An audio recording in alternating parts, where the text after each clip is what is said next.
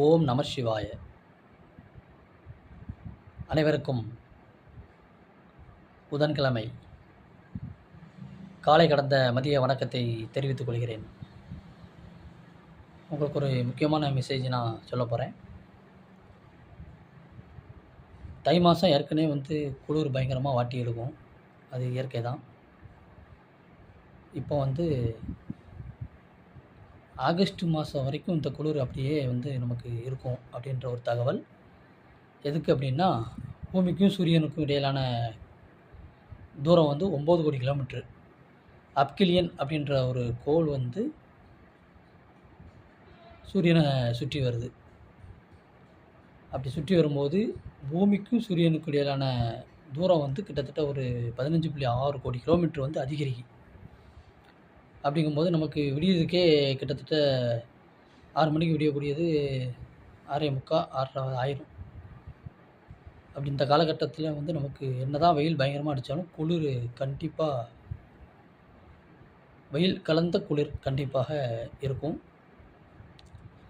எனவே நான் என்ன சொல்ல வரேன் அப்படின்னா, வீட்டில் உள்ள குழந்தைகள், பெரியவர்கள், சிறியவர்கள், தாத்தா பாட்டி அனைவருக்கும் இந்த வைட்டமின் நிறைந்த சத்து மாத்திரைகள், நாட்டு மருந்துகள்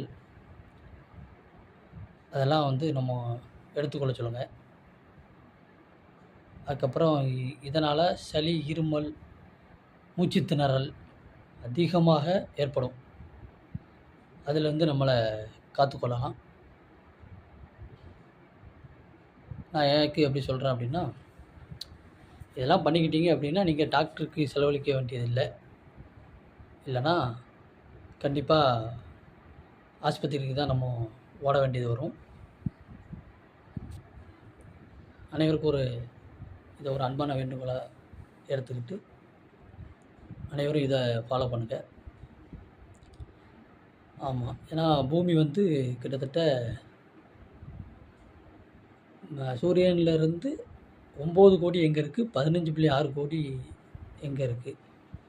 அதனால் கட்டாயமாக அனைவரும் ஊட்டச்சத்து முக்கிய மாத்திரையை எடுத்துக்கோங்க. நாட்டு மருந்து உபயோகிச்சுக்கோங்க. அப்போ தான் நம்மளை இந்த குளிர்லேருந்து கண்டிப்பாக தற்காத்து கொள்ள முடியும்.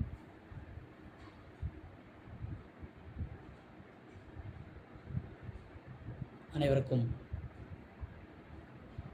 ஒரு அன்பான வேண்டுகோள். வாழ்க வளமுடன். ஓம் நம சிவாய.